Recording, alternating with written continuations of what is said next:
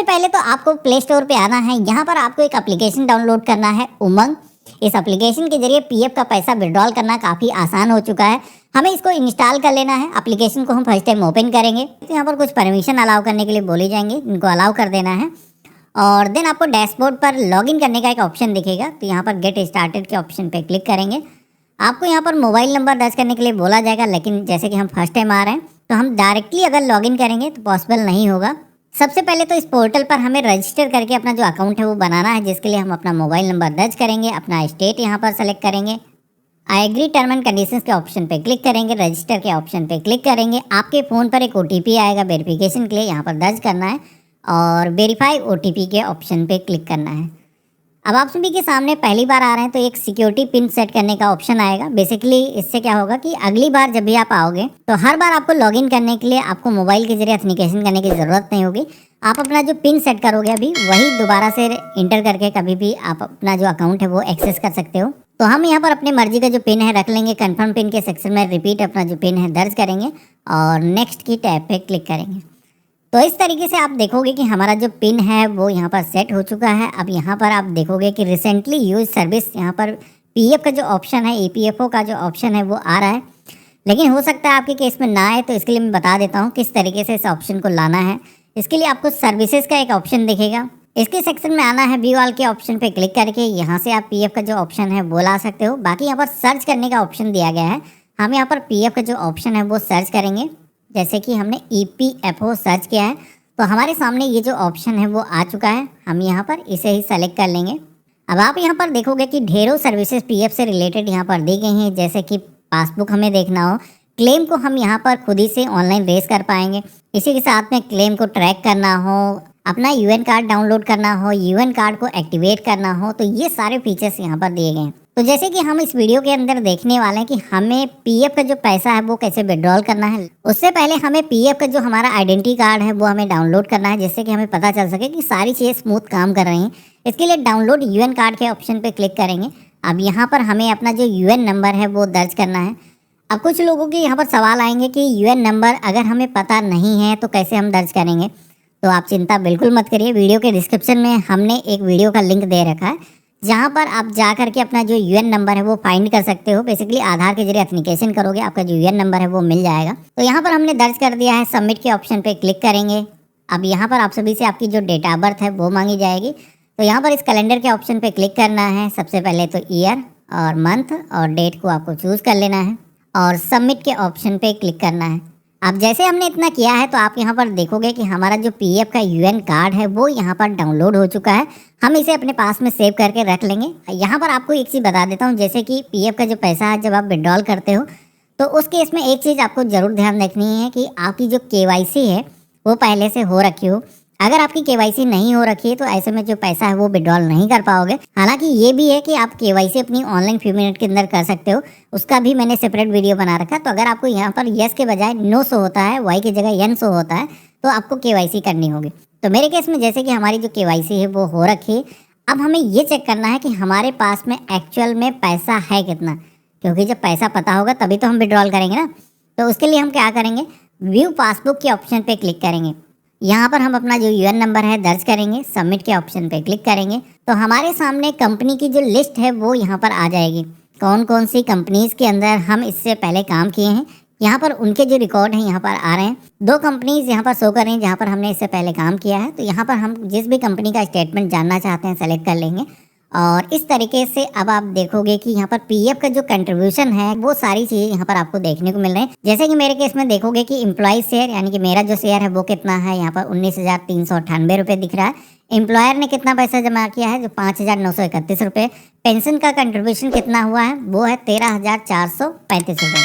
तो यहाँ पर डाउनलोड के ऑप्शन पे क्लिक करेंगे तो एक पूरा स्टेटमेंट डाउनलोड हो जाएगा, जिसमें कि आप चेक कर सकते हो कि हर महीने कब कब आपको सैलरी मिली है, कितना पैसा उसके साथ में पीएफ का यहाँ पर जमा हुआ है। ये सारी इन्फॉर्मेशन आपको यहाँ पर मिल जाती है। तो चलिए इस तरीके से हमने पीएफ का जो स्टेटमेंट है वो यहाँ पर चेक कर लिया है। अब आपको यहाँ पर बताता हूँ कि क्लेम को कैसे आपको फाइल करना है। अब यहाँ पर क्लेम को रेस करने के लिए भी 2 ऑप्शन दिख रहे हैं। एक है रेस क्लेम स्कीम सर्टिफिकेट टेंसी, दूसरा है रेस क्लेम।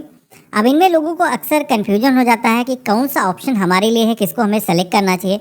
तो मैं आपको बता देता हूँ, डिपेंड करता है कि क्या आप पैसा विड्रॉल कर रहे हो। जैसे कि अगर आपको अपना जो पेंशन का जो पैसा है, जो उसमें कंट्रीब्यूशन का हिस्सा होता है, वो अगर आपको विड्रॉल करना है, अगर आपकी जो जॉब का पीरियड है वो 10 सालों से कम है, तो ऐसे में आप अपना जो पैसा है 10C के माध्यम से उसको विड्रॉल कर सकते हो। लेकिन मेन जो पैसा होता है, जो नॉर्मल पीएफ होता है, उसको अगर हमें विड्रॉल करना है तो क्या हम करेंगे, रेस क्लेम के ऑप्शन पे क्लिक करेंगे, जिसमें कि जॉब छोड़ने के बाद में अगर आपको पैसा विड्रॉल करना है, या फिर बीमारी है, कोई घर पे शादी है, किसी भी आवश्यक कार्य की वजह से आपको पैसे विड्रॉल करना है, तो इसके लिए आपको रेस क्लेम के ऑप्शन पे क्लिक करना है। तो जैसे हमने क्लिक किया है तो हमारे पीएफ अकाउंट की जो डिटेल है वो यहाँ पर फेच होकर के आ चुकी है। आप देखोगे केवाईसी डिटेल के सेक्शन में भी हमारा आधार नंबर, पैन नंबर ये पहले से ही आ चुका है, यानी कि हम अपना जो पैसा है यहाँ पर विड्रॉल कर सकते हैं। अब यहाँ पर जैसे कि पैसे को विड्रॉल करना है तो सबसे पहले तो यहाँ पर पूछा जाता है आपको अपना जो अकाउंट नंबर है वो दर्ज करना है।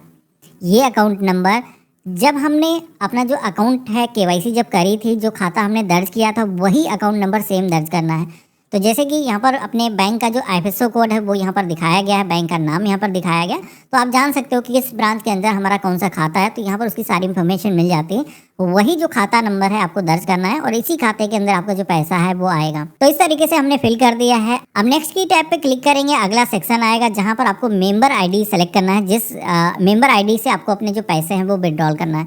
तो एक से ज़्यादा अगर आपने जॉब किया है तो वहाँ पर आपको अलग अलग मेंबर ID दिखेंगे, तो आप चाहो तो अलग अलग मेंबर ID से पैसे विड्रॉल कर सकते हो, या फिर एक साथ में पैसे विड्रॉल करना चाहते हो तो उसके लिए आपको एक अकाउंट से दूसरे अकाउंट के अंदर पीएफ का जो पैसा है वो ट्रांसफर करना होगा।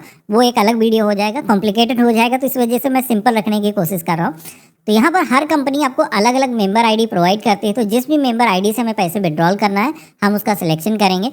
अब नीचे की तरफ आप देखोगे तो कुछ इंपॉर्टेंट डेट्स दिखाई गए हैं, जैसे कि DOJ date of joining, employee pension scheme date, इसी के साथ में DOE यानी कि डेट ऑफ एग्जिट, अगर आपने कोई जॉब छोड़ी है तो यहाँ पर आपको मेंशन होगा कि इस डेट से आपने जॉब छोड़ी है। इसी के साथ में रीजन ऑफ लिविंग, तो जैसे कि यहाँ पर मेंशन नहीं किया है कंपनी ने अभी तक, तो यहाँ पर इस वजह से ये जो रिकॉर्ड है वो अपडेट होकर के नहीं आ रहे हैं। तो हम यहाँ पर क्या करेंगे, नेक्स्ट की टैब पे क्लिक करेंगे। अब यहाँ पर आप सभी को अपना जो एड्रेस है वो दर्ज करने के लिए बोला जाएगा। तो जहाँ पर भी आप रहते हो आपको अपना जो कंप्लीट एड्रेस है, सबसे पहले तो लोकेलिटी, यहाँ पर आपको अपना हाउस नंबर, बिल्डिंग, अपार्टमेंट का जो भी नाम है दर्ज करना है। जो भी लोकेशन लगती है स्टेट के सेक्शन में आकर के दर्ज करना है। स्टेट सेलेक्ट करना है, डिस्ट्रिक्ट चूज़ करना है, सिटी का जो नाम है आपको चूज़ करना है, और इसके बाद में आपको अपने एरिया का जो पिन कोड है यहाँ पर आपको दर्ज करना है, और देन आपको यहाँ पर नेक्स्ट की टैब पे क्लिक करना है। अब जैसे हमने इतना किया है तो अब हमारे सामने अगला जो ऑप्शन आता है वो है क्लेम फॉर्म को सेलेक्ट करने का, जिसमें कि यहाँ पर मल्टीपल तरीके के क्लेम फॉर्म आपको देखने को मिलेंगे। तो इन फॉर्म का मतलब क्या होता है, कौन सा फॉर्म सेलेक्ट किया जाता है, तो मैं आपको बता देता हूँ। अब पेंशन फॉर्म को लेकर के लोगों के बीच में अक्सर कंफ्यूजन रहता है, गलत तरीके का फॉर्म आप भर देते हो, जिससे कि क्या होता है कि आपका जो पैसा है वो पूरा आपका विड्रॉल नहीं होता, या फिर जितना क्लेम आप भरते हो उतना पैसा आपको मिलता नहीं है। तो उसमें देखो आपको समझना ये है कि कौन सा फॉर्म किस कंडीशन के अंदर भरा जाता है। जैसे कि race claim scheme certificate form number 10C वाला जो ऑप्शन है, ये उस केस में भरा जाता है जब एम्प्लॉय पेंशन स्कीम से यानी कि EPS स्कीम से जो पैसा है वो विड्रॉल करना चाहते हो, यानी कि आपकी जो सर्विस है अगर 10 साल से कम है तो 10C जो फॉर्म है इसके जरिए पेंशन का जो पैसा है वो विड्रॉल किया जा सकता है। इसमें क्या होता है कि 19 वाला जो फॉर्म है, जब आप पैसा अपना विड्रॉल करते हो जॉब छोड़ने के बाद में जो पैसा अगर आपको विड्रॉल करना है तो उस केस में आप क्या करते हो, फॉर्म नंबर 19 भरते हो। लेकिन अगर आप जॉब में रहते हुए यानी कि उस जॉब के अंदर हो, जैसे कि मेरे केस में आपने देखा कि अभी तक हालांकि मैंने जॉब कंपनी के अंदर छोड़ दिए, लेकिन उन्होंने पोर्टल पर आकर के भी अपडेट नहीं किया है, तो ऐसे में या तो हम खुद अपडेट करें या फिर हम चाहें तो 31 के जरिए एडवांस पैसा विड्रॉल कर सकते हैं। हालांकि उसका रीजन देना होगा, जैसे कि बीमारी है, कोई घर पे शादी है, एजुकेशन के लिए पैसा विड्रॉल करो, तो यहाँ पर इस तरीके के ऑप्शन मिलते हैं। तो जैसे कि हमें क्या करना है, यहाँ पर फॉर्म नंबर 31 इसे ही फिल करना है, तो हमने इसका सिलेक्शन कर लिया है। अब जैसे कि मैंने आपको शुरुआत में बताया था कि इसके अंदर रीजन आपको देना होगा, तो यहाँ पर आपको मल्टीपल ऑप्शन दिए गए हैं, जैसे कि नॉन रिसीव्ड ऑफ वेजेस, यानी कि 2 महीने तक अगर आपको वेतन नहीं मिला है तो ऐसे केस में आप भी पैसा विड्रॉल कर सकते हो। इसी के साथ में नेचुरल क्लाइमेट्स, जिसमें कि बाढ़, भूकंप, तूफान जैसी कोई आपदा है, तो ऐसे में भी पैसा यहाँ पर विड्रॉल किया जा सकता है। तीसरा है इनलेस, जिसमें कि आपको कोई बीमारी है, आपके पत्नी को बीमारी है, बच्चे को कोई बीमारी है, तो ऐसे में ये जो पैसा है विड्रॉल किया जा सकता है। इसके अंदर आप सभी को मैक्सिमम लिमिट मिल जाती है, यानी कि जितना पैसा आपके पास में है उसका 90% तक का जो पैसा है वो आप यहाँ पर विड्रॉल कर सकते हो। यानी कि ये भी ज़रूरी नहीं कि आप पूरा पैसा अगर विड्रॉल नहीं करना चाहते हो, जितनी ज़रूरत है उतना पैसा आप विड्रॉल कर सकते हो, या फिर पूरा का पूरा पैसा आप विड्रॉल करने की जो रिक्वेस्ट है वो डाल सकते हो। कोई अगर डिसेबल पर्सन है, कोई विकलांग हो गया है, ऐसे में पीएफ के पैसे से विड्रॉल करके कोई इक्विपमेंट परचेज करना चाहता है तो वो यहाँ पर ये वाला जो ऑप्शन है वो सेलेक्ट करेगा। तो जैसे कि मेरे लिए जो बेस्ट ऑप्शन है वो है इनलेस वाला। इसके अंदर क्या है कि पैसा आपको मैक्सिमम आपको मिल जाता है, तो हम इसे ही सेलेक्ट करेंगे। बाकी आपके केस में जो भी अप्लीकेबल है वही आपको सेलेक्ट करना है। अब जैसे कि मैंने आपको पासबुक दिखाई थी, उस पासबुक के अकॉर्डिंग यहाँ पर अब आपको अपना जो अमाउंट है वो दर्ज करना है, जितना पैसा आप विड्रॉल करना चाहते हो। तो जो पासबुक के अंदर हमने देखा था उसके अंदर पैसा मौजूद था, हमने यहाँ पर 25,000 रुपये अमाउंट इंटर कर दिया है। यहाँ पर विड्रॉल करने के लिए टर्म एंड कंडीशंस को एक्सेप्ट करना है, इन दोनों ऑप्शन पे क्लिक कर देना है और आधार के जरिए आपको ऑथेंटिकेशन करना है। इसके लिए आधार OTP ये वाला जो ऑप्शन है हम सेलेक्ट करेंगे। अब यहाँ पर आपके फ़ोन पर एक वेरिफिकेशन के लिए OTP जाएगा, जो कि आपके आधार कार्ड से आपका जो भी नंबर रजिस्टर्ड होगा उसी पर आपको मिलेगा। तो यहाँ पर हम क्लोज़ के ऑप्शन पे क्लिक करेंगे। OTP को दर्ज करने का जो ऑप्शन है यहाँ पर आ चुका है। ये जो विड्रॉल रिक्वेस्ट है इसको सबमिट करने के लिए OTP यहाँ पर हमें दर्ज करना है और सबमिट के ऑप्शन पे क्लिक करना है।